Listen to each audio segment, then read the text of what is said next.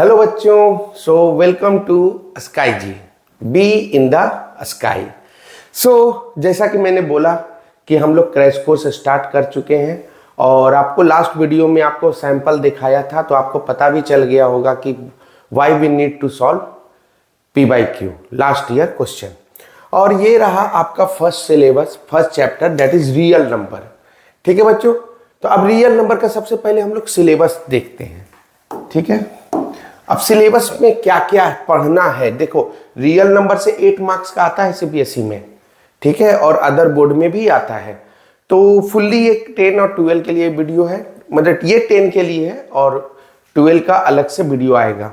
तो मेरा focus mainly 10 12 के सीबीएसई बोर्ड पे है, बाद में जेई मेंस और एडवांस किया जाएगा। So be in the sky. Okay, so now start. So देखो सिलेबस में क्या क्या है बच्चों। Fundamental theorem of arithmetic, fundamental theorem of arithmetic, ठीक है, जैसे एचसीएफ हो गया, ठीक है, एचसीएफ पढ़ना है और एलसीएम पढ़ना है। Statement after reviewing work done earlier and after illustrating motivating through example.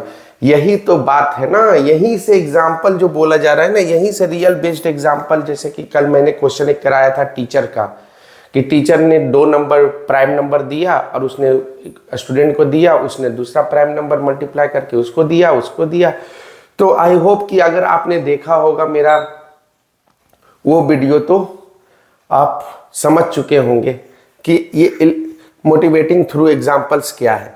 Proof of irrationality of √2, √3, √5। आज हम लोग ये सब देखेंगे कि आप देखो प्रूफ ये अलग अलग दिख रहा होगा, लेकिन सब का प्रूफ क्या होता है, सेम पैटर्न में होता है। सेम क्या होता है बच्चों, पैटर्न होता है, सेम पैटर्न में तो आपका प्रूफ होगा। Develops understanding of numbers, understanding of numbers, okay, including the set of real numbers and its properties. ठीक है, रियल नंबर किसे कहते हैं बच्चों, है ना, rational plus irrational, that is real number. अब बिगर देन रियल नंबर को क्या बोलते हैं, कॉम्प्लेक्स नंबर। तो ये आपको हायर क्लासेस में मिलेंगे। X tends the understanding of powers, ठीक है, पावर का रेडिकल पावर और एक्सपोनेंट का भी क्वेश्चन आपको मिलेगा। आज हम लोग पीवाईक्यू देखेंगे तो एक नहीं, 2025 से 24, 24, 23, 22 सबका कलेक्शन लाया हूं। एक क्वेश्चन बोर्ड में नहीं छूटना चाहिए, ठीक है। So applies fundamental theorem of arithmetic, ठीक है, solve problem related to real life context. बात समझ में आ गया। जैसे रियल लाइफ कंटेक्स्ट में टीचर का क्वेश्चन देखे थे, और भी क्वेश्चन देखेंगे, जैसे कि कुछ मैथ्स बुक है, फिजिक्स बुक है और ये बुक है, सबको एक ही मतलब कि इक्वल रो में सजाना होता है, तो उसमें एचसीएफ यूज करते हैं। और आगे है बच्चों, describes fundamental theorem of arithmetic with example, okay. Proof, again proof, ये प्रूफ कुछ नया आया था जो कि सबसे इजी होता है। ये सब प्रूफ में एक पैटर्न होता है जो कि अब मैं आज आपको बताऊंगा। तो चलिए शुरू करते हैं। तो हमारा फर्स्ट है बच्चों, हम लोग स्टार्ट करते हैं थ्योरी से। तो ये तो एक्लिप्स डिवीजन लीमा सिलेबस का नहीं है, मैंने अभी अभी सिलेबस दिखाया, एचसीएफ सिलेबस में है, ठीक है। आ जाइए, फंडामेंटल थ्योरम ऑफ अर्थमेटिक किसे बोलते हैं। तो क्या है बच्चों फंडामेंटल थ्योरम ऑफ अर्थमेटिक। तो every composite number, what is composite number बताओ। देखो कंपोजिट नंबर किसे बोलते हैं, एक हर एक चीज को आपको समझना होगा, ठीक है, then you can easily score well. हर चीज को क्या करना होगा बच्चों, समझना होगा। तो 4 is the smallest composite number, क्यों, क्योंकि 2 into 2 और 1, तो मोर देन 1 प्राइम फैक्टर होना चाहिए, that is what, composite number, more than 1 prime factor, वो होगा तो क्या बोलेंगे बच्चों, कंपोजिट नंबर है। और स्मॉलेस्ट, ये स्मॉलेस्ट कंपोजिट नंबर है, 4 is the smallest composite number. इसी तरह 6 भी कंपोजिट नंबर है, 8 भी कंपोजिट नंबर है, 10 भी कंपोजिट नंबर है, प्राइम नंबर आप समझते हैं ना, which is divisible by 1 and itself, जैसा कि हमने इंट्रो क्लास में डिस्कस किया था। अब ये जो कंपोजिट नंबर है जिसमें एक से ज्यादा फैक्टर होता है, that is composite number, can be factorize as a product of primes and this factorization is unique. अब एग्जाम्पल के तौर पे आप लीजिए 50 को, तो 2 इंटू 3 इंटू 3 इंटू 3, तो ये कंपोजिट नंबर है। Therefore 54 is represented as a product of prime 1 2 1 2 and 3 3 3s and 1 2, ignoring the arrangement of the factors. Also number 120 can be this. अब यहां पे देखिए एक एग्जांपल है, तो एग्जांपल क्या है, what is the HCF of 36 and 48। देखिए HCF LCM कल हम लोगों ने इंट्रो क्लास में 2 क्वेश्चन देखा था और इसमें वेरी इजी था, जिसमें से हम लोग क्या करते हैं कि फैक्टराइज करते हैं। 36 का फैक्टराइजेशन ये आ गया बच्चों, 48 का फैक्टराइजेशन ये आ गया। अगर मैं HCF की बात करता हूं तो इसमें कॉमन देखा जाता है कि नहीं, तो यहां देखो कॉमन कितना मिल रहा है, ये 2 है ना, ये 2, फिर ये 3, एक ही 3 कॉमन है, तो जो कॉमन होता है ना बच्चों बस वही लिया जाता है। तो हमारा क्या मिल गया, 2 इंटू 2 4, 4 इंटू 3 12। तो यहाँ पे HCF क्या हो गया बच्चों, 2 square into 3 that is 12 equal to 12। अगर यहीं पे मैं LCM भी क्लियर कर दे रहा हूं, अगर आपने इंट्रो वीडियो नहीं देखा हो तो जाके जरूर देखिए, बहुत ही अच्छा क्वेश्चन करवाया था और होता है। और आई थिंक हमारा पैटर्न कहाँ गया, हम लोग यहाँ पे थे ना, तो हम लोग यहाँ पे थे। ठीक है बच्चों, कोई बात नहीं है, बड़े बड़े शहरों में छोटी छोटी बातें होती रहती है। तो चलिए, तो अभी यहाँ से मैंने बोला था कि आपको LCM दिखाएंगे, तो चलिए LCM दिखाते हैं। तो LCM में क्या देखा जाता है बच्चों, हाईएस्ट फैक्टर। ठीक, जैसे कि देखो 2 इसके पास भी है और 2 इसके पास भी है, लेकिन हाईएस्ट फैक्टर किसके पास है, तो भाई 2 टू द पावर 4 ही ना हाईएस्ट हुआ है कि नहीं। और कोई नंबर है, 3 है, यहां देखो 3 स्क्वायर है, यहां सिंपल 3 है, तो हम लोग 3 स्क्वायर को एडवांटेज देंगे, तो ये हो गया आपका HCF। मल्टीप्लाई तो आप कर सकते हैं, 2 टू जा 4, 4 टू जा 8, 8 टू जा 16 इंटू 9, जो भी आए 16 into 9 that is your LCM। तो आपको आई होप कि LCM और HCF बहुत अच्छी तरह से क्लियर हो गया होगा, है ना। चलिए नेक्स्ट, तो नेक्स्ट है बच्चों हम लोगों का क्वेश्चन। ठीक है, question without theory without question is incomplete. अब कुछ क्वेश्चन है, जैसे कि देखिए ये लास्ट ईयर का, ये भी CBSE का ही क्वेश्चन है। ठीक है, मैंने मेंशन नहीं किया कब का पूछा हुआ है, लेकिन ये 2 से 3 बार पूछा जा चुका है इस टाइप का पैटर्न। अब बच्चों देखो इसमें क्या है, if HCF of 65 and 117 is expressible in the form of this. देखो HCF जो है ना, HCF जो है उसको 65 n माइनस 117 में एक्सप्रेस कर दिया गया है। तो क्या आप n का वैल्यू बता सकते हैं? ऑब्वियसली बता सकते हैं, क्योंकि HCF निकालना है तो 65 का हम लोग 65 को सिंपली 117 से डिवाइड कर दो। ठीक है, ये शॉर्टकट मेथड है, आराम से हो जाएगा, और नहीं तो प्राइम फैक्टराइजेशन मेथड से आप सॉल्व कर सकते हैं। लेकिन यहाँ तो हमको n का वैल्यू चाहिए, तो कोई बात नहीं है। तो कितना बार में आप जाएगा बच्चों, तो 2 बार में तो नहीं जाएगा, क्योंकि 2 बार में आई थिंक 130 हो जाता है, तो एक ही बार में जाएगा। ठीक है, तो यहाँ 2 आ गया बच्चों, इधर 5 आ गया, तो 65 एक बार में ले लो। ठीक है, 3 और 1, और ये कितना बार में जाएगा बच्चों, 4 बार में चला जाएगा। इसका मतलब है कि हमारा HCF जो हो गया बच्चों, HCF जो हो गया बच्चों, वो कितना हो गया, 13। तो हमारा 13 इज इक्वल टू क्या हो जाएगा बच्चों, 65n माइनस 117। अब क्या करते हैं, 65n is equal to 13 plus 117 हो गया, तो 65n इज इक्वल टू कितना हो जाएगा बच्चों, आप ही बताइए। 7 प्लस 3 0 10 और 1 + 1 और 1 3 ओके एंड 1। अब ये कितना बार में जाएगा बच्चों? 2 बार में चला जाएगा। तो n का वैल्यू कितना आ गया? 2 आ गया। अब आप बताइए ये क्वेश्चन क्या आपको मिलेगा बुक में? नॉर्मल बुक या एनसीईआरटी बुक में तो खास कर ऐसा क्वेश्चन नहीं मिलेगा आपको। तो क्यों करना है P/Q? Why I am here? Because I want topper. Last class means intro class I already said, मेरा आने का इस प्लेटफॉर्म में बस एक ही एम है कि मेरे को टॉपर्स चाहिए। आप प्रोग्रेस कीजिए, दैट्स माय एम। अब यहां पे आप देख सकते हैं कि n का वैल्यू हम लोगों का निकल गया है, लेकिन इसमें क्वेश्चन क्या था? एचसीएफ का क्वेश्चन आपको मिल जाएगा, लेकिन इस फॉर्म में एक्सप्रेस किया गया है। ये थोड़ा सा अपना थिंकिंग डाला गया है ताकि क्वेश्चन थोड़ा सा हो जाए वो कंसेप्चुअल। आई होप कि ये समझ में आ गया होगा। चलिए नेक्स्ट क्वेश्चन करते हैं। तो हम सेव कर दे रहे हैं, पीडीएफ में आपको सेंड कर दूंगा। नेक्स्ट है decimal form of rational number. अब देखो decimal form of rational number का मतलब समझो।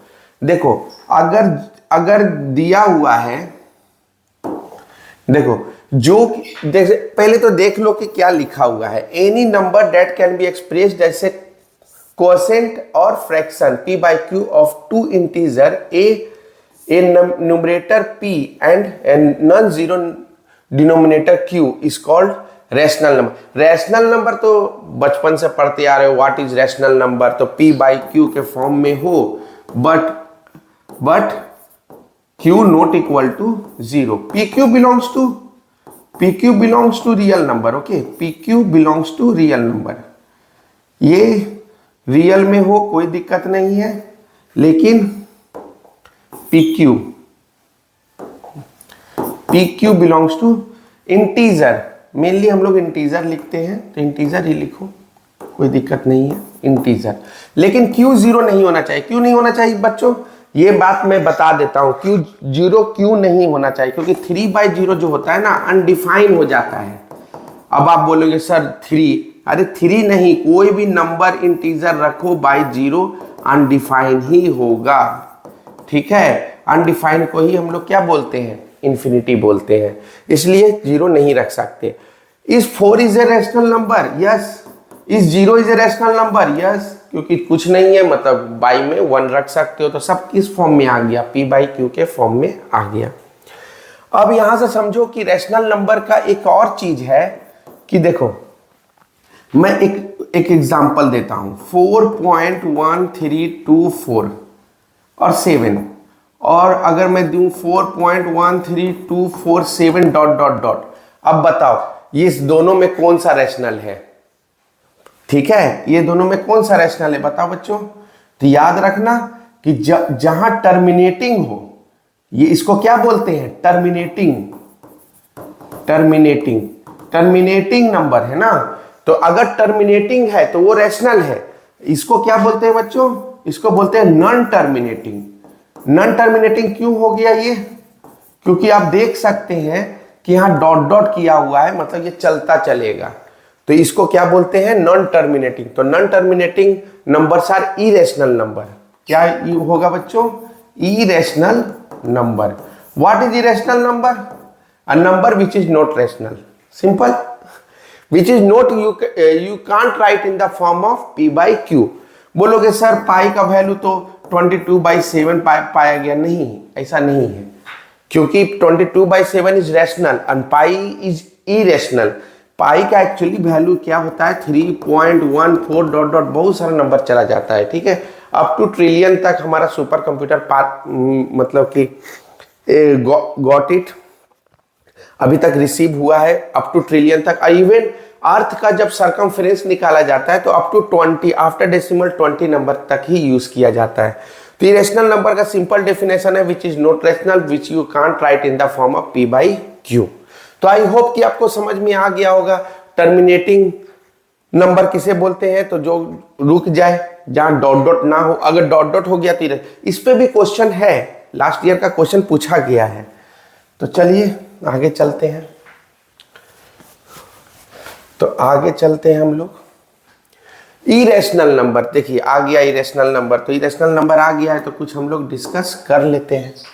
तो irrational numbers are any number which can not be written as a fraction, which we can't write in the form of p by Q.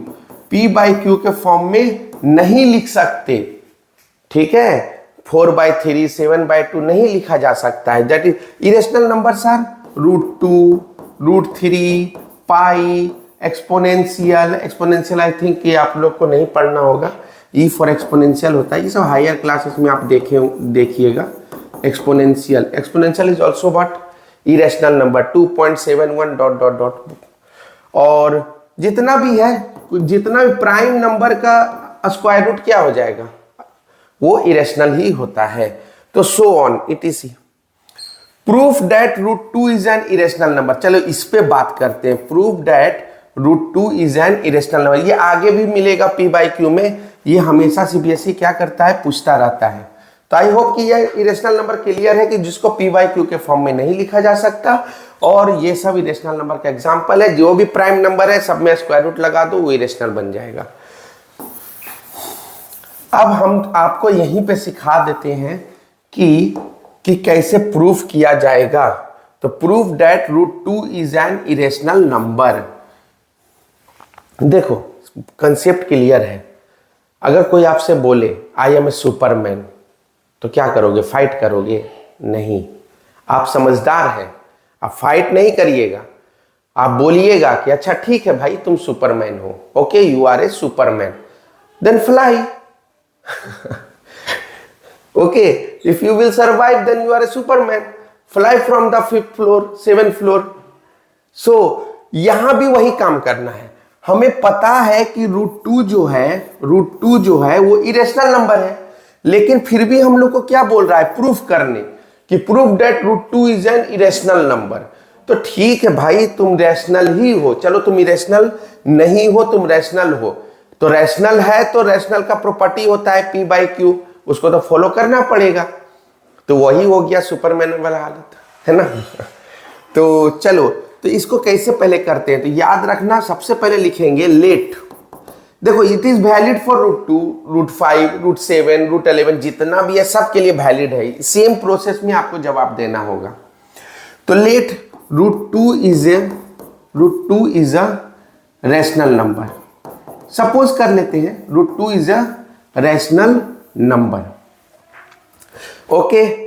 Then अगर आप बोल दिए हैं कि √2 रैशनल नंबर है, तो √2 इज इक्वल टू क्या हो जाएगा बच्चों, p बाई क्यू के फॉर्म में होना चाहिए। तो p बाई क्यू, चलो तुम रैशनल हो भाई, तो equal to p by Q, ठीक है।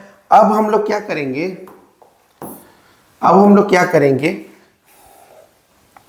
√2 को q is equal to p, है ना।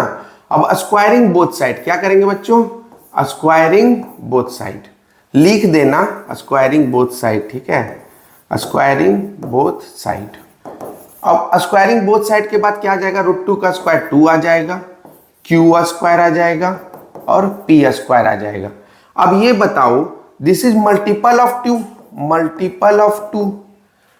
आई थिंक रेड पेन का इंटेंसिटी ज्यादा होता है ना, तो रेडी से लिखते हैं। तो it is a multiple of 2, multiple of 2। तो ये क्या है बच्चों, मल्टीपल ऑफ 2 है, 2q स्क्वायर।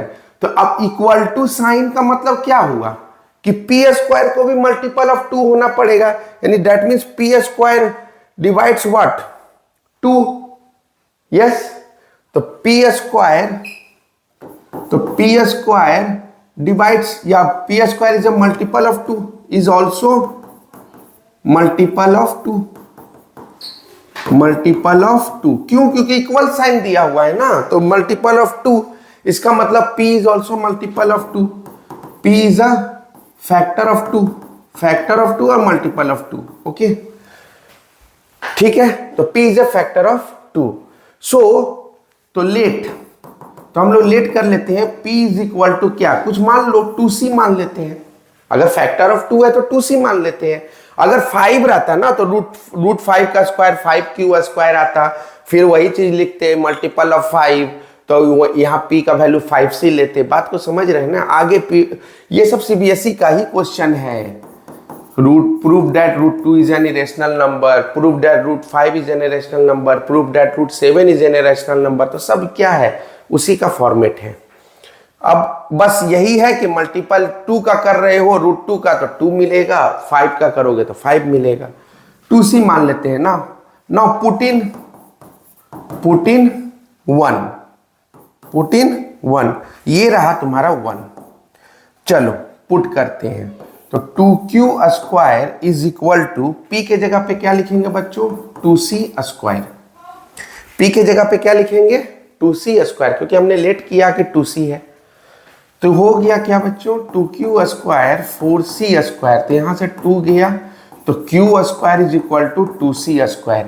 अब मामला देखो अलग हो गया मामला। अब यहां पे था 2q square equal to p square, यहां पे आ गया q square equal to 2c square. तो बात वही हो गया कि if this is multiple of 2 है, मल्टीपल ऑफ 2, ठीक है।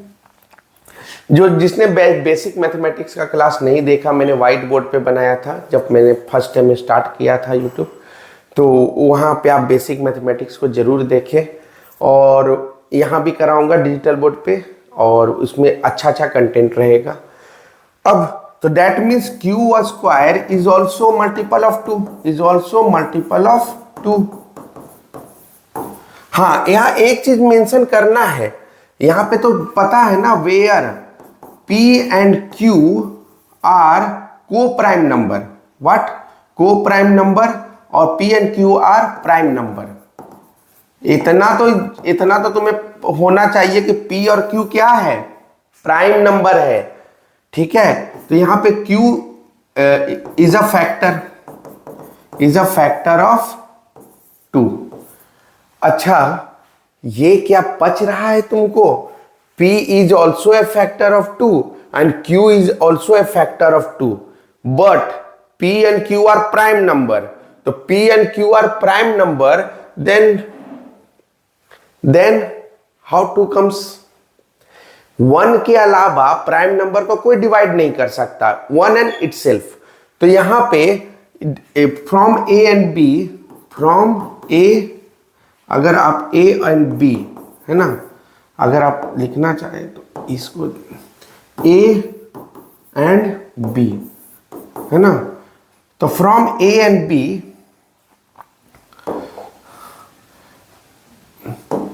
ओके, तो from A and B it implies, क्या इंप्लाइज करता है बच्चों, इट इंप्लाइज दैट, है ना, 2 is a common factor of, 2 is a common factor of